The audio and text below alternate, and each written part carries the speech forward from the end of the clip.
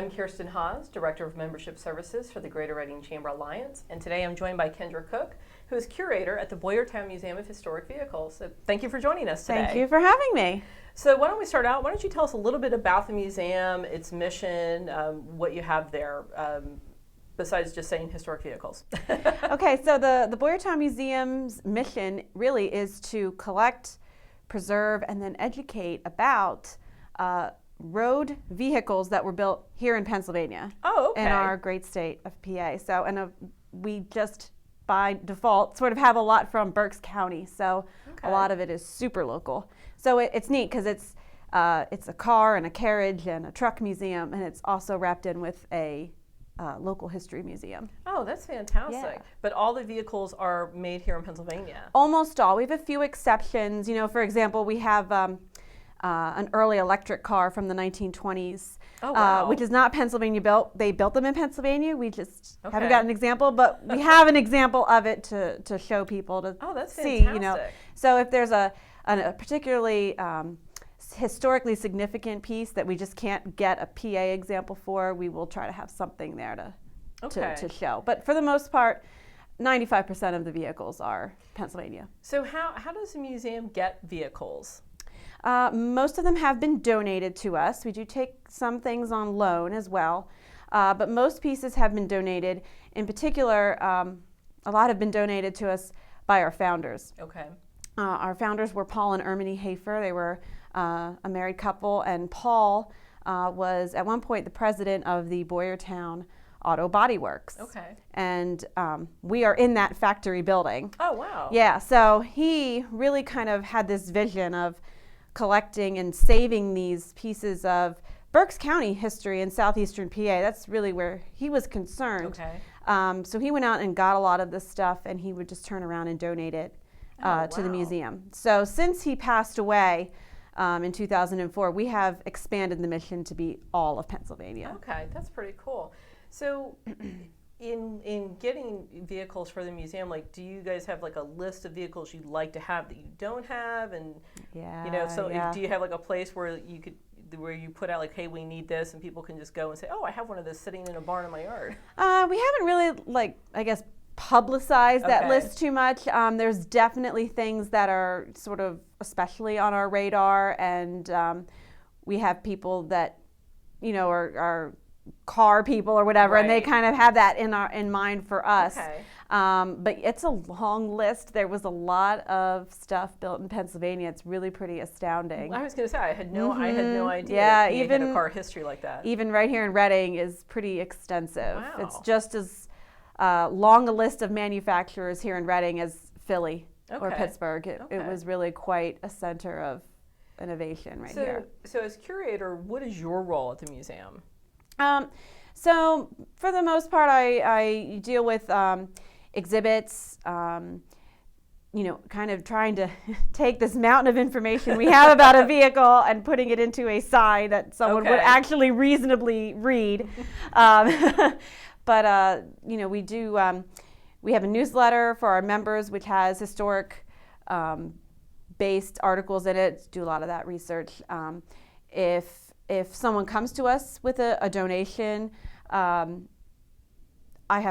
research it to make sure it really would fit in our collection. Gotcha. If we can kind of see its history and how it would fit. But because we are such a small museum, staff-wise, we all have many hats that we wear. So I dabble in some other things too. Roughly how many vehicles do you have in the museum currently? On display, we have about 90 vehicles. And we probably have that many, if not more, and more, actually, I would say right now, more in storage even, that will come out here and there. Okay, so do you have certain vehicles that are kind of on permanent display and you rotate out Yeah, others? There's definitely some that just don't leave the display because they are pretty significant. But there's others that we try to switch out more and more. And then we have temporary exhibits, which don't necessarily have to tie into the Pennsylvania mission. Sometimes they do and sometimes they don't. It's a chance to do something different. For instance, we're just wrapping up a members car show. So we had our museum members submit their vehicles for display. And of course that got us things totally different than what we have normally. So. Oh, that's nice. So the museum is over 50 years old. What's probably one of the biggest challenges that the museum's encountered over its history? I think probably just our visibility and letting people know that we're there. I mentioned our founders. When we started in 1965, it was kind of wrapped up in the Body Works a lot because the Body Works was still operating. So there's still this, it's dissipated a lot now, I've noticed. But when I first started, there was still this idea, well, that's a private collection, isn't it? Because but it's not. It is public. It's a nonprofit. We're open 7 days a week. So there's some of that. And then, of course, when the Body Works went under in 1991, the museum must be under too. No, we're not. We're separate. And so I think a lot of that visibility, and we are in an old factory, so it looks like an old factory building sometimes. So we're trying to improve our curb appeal, so to speak, too, to let us know, yes, we're here and we're doing stuff and we're vibrant and come visit. It's pretty cool to have a museum in the Body Works. It's really neat. It's really neat because we have... It's like history within history. It is, because we have some of those trucks that were built there. So you can walk right where that truck was built, which is cool. How many places can you do that? Can you tell us, when was the heyday of Berks County auto building? Pretty much, I would say, up until maybe the 20s. Okay. World War I did take out a couple of companies, too. It's interesting, we think of cars, American-made cars today, we think of like 3 manufacturers. There were over 2,000. Wow. In the United States. And it was a really, we say it's an easy business to get into. Right. It was hard to stay in. The competition was really tough. But a lot of the era that we have, it's so experimental, because they didn't have the industry standards. They didn't have emissions, safety. So they did some wild stuff, but it's neat. It's neat. And did the era of kind of the assembly line put some of these car makers out of business as well? Oh, yeah. Henry Ford put a lot of people out of business because he really perfected that assembly line.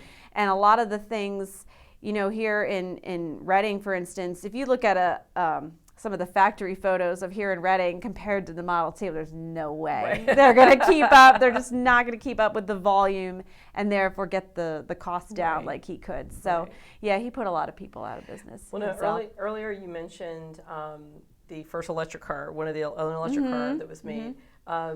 So I read in the website that y'all now have charging stations for electric cars at the museum. So what prompted the museum to install charging stations? The history of electrics has always been something we've talked about a lot in our museum. We have those early electrics. The Body Works had an electric truck division in the 70s and 80s. Yeah, so, and it was one of those things like it was too ahead of its time, but then it was hampered by the technology too at the time. I think it probably would have done a lot better now. So there was always that interest there with our museum and the plant. And, I think we just kind of see the way this is going. There's going to be more and more of these electric cars. And we applied and we were accepted. And we've got 6 charging stations now. I think that's really cool to have that advancement in technology, but yet it's kind of a nod to the past. That this is not really new. It's kind of new all over again. Yes. When we had the ribbon cutting, we said, you can charge your new car and then come visit its grandfather in the museum. Well, excellent. Well, thank you so much for your time today. I learned a lot about the not just about the museum, but kind of about what you have in that collection. And I had, like I said, I had no idea Pennsylvania was at one point kind of a car mecca, if you will. It really was. There was a lot going on here. So well, excellent. Well, I'll be sure to stop by and visit the museum. We'd love to have you. Thanks again for coming out today. Thank you. It. Thanks.